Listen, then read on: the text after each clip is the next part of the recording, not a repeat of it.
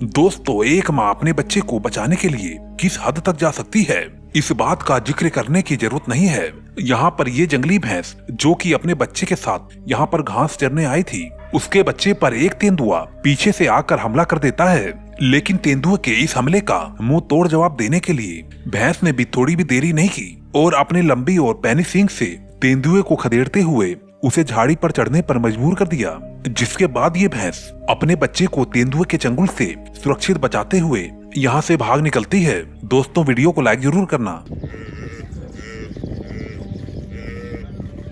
इस क्लिप में शेरनी को देखकर सभी जेब्रा और वाइल्ड बीस्ट अपनी जान बचाने के लिए पूरी ताकत के साथ इधर उधर भागने लगते हैं। लेकिन इन्हीं के झुंड का एक जेब्रा जो कि झुंड से सबसे पीछे रह गया था, उससे शेरनी दर्द बोझती है।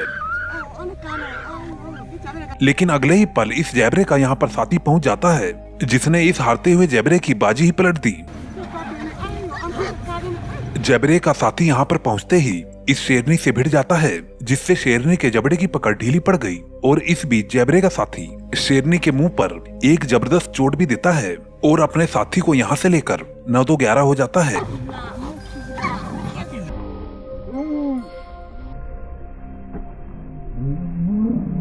अगले क्लिप में आप 2 ऑस्ट्रिच और 3 चीतों के बीच खतरनाक जंग देखेंगे। लेकिन उससे पहले जरा एक नजर नहले पे दहला वाले इस घमासान युद्ध को देखिए। स्क्रीन पर दिख रही ये लड़ाई एक हनी बेजर, भेड़िए और एक पाइथन के बीच की है, जहां पर ये तीनों अपनी जान पर खेलकर एक दूसरे का शिकार करने पे तुले हुए हैं। लेकिन आपको बता दें कि ये एक बाजी पलटी हुई लड़ाई है।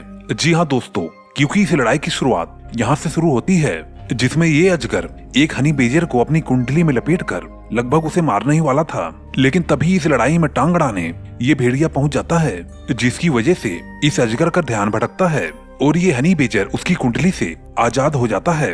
अब यहाँ पर तो शिकारी खुद ही शिकार होने वाला था, क्योंकि अब ये हनी बेजर इस अजगर का ही शिकार करने पे तुल गया था। यहाँ पर ये 2 भेड़िए भी इस लड़ाई में लगे हुए हैं ताकि ये अजगर को अपना निवाला बना सकें, जिसके चलते वो बीच बीच में हनी बेजर पर भी हमला करते हैं और आकर के उसे डराकर इस लड़ाई से हटने के लिए मजबूर करते हैं। लेकिन यहाँ पर तो हनी बेजर के हिम्मत की दाद देनी पड़ेगी, जो इन 2 भेड़ियों से लड़ता हुआ भी इस बाजी को जीत लेता है और उस अजगर को अपना निवाला बनाने में कामयाब हो जाता है।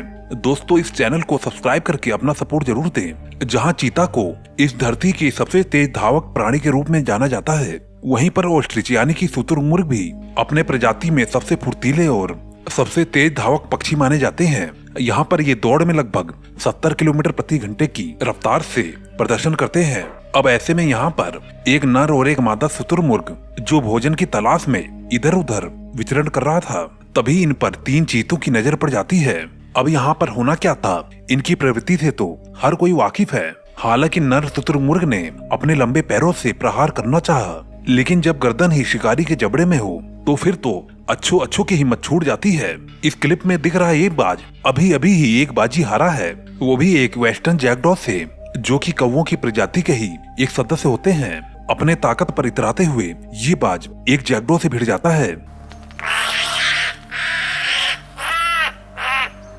जिसमें ये बखूबी भी अपने ताकत का प्रदर्शन करता है। और यहाँ पर ये लड़ाई काफी घमासान भी दिख रही है, जहाँ पर बाज के मजबूत पंजों का शिकार बना ये जैकडॉ खुद को बचाने के लिए कई बार प्रयास करता है, लेकिन जैकडॉ हर बार फेल होता जा रहा था। ये लड़ाई इस कगार तक चली आई थी कि लग रहा था कि जैकडॉ अपना दम तोड़ देगा, लेकिन अचानक किस्मत पलटती है। लेकिन जैकडॉ की नोकीले चोंच का 4-5 वार इस बाज के सिर पर पड़ती है,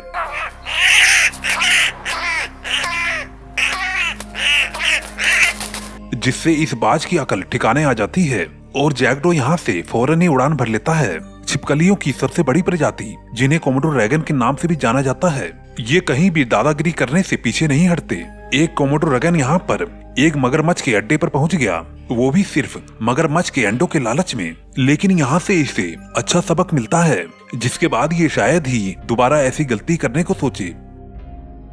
आप सभी ने अपने जीवन में तो आदिवासी कबीलों के बारे में तो सुना ही होगा, जो बाहरी दुनिया से अलग दुनिया में रहते हैं। वैसे ही अमेज़न के जंगल में भी बहुत सारे ऐसे कबीले पाए जाते हैं जो कि बाहरी दुनिया से पूरी ही तरह से कटे होते हैं। पर दोस्तों, कई वैज्ञानिकों का मानना है कि आज भी अमेज़न के जंगल में बहुत ही सारे अज्ञात कबीले रहते हैं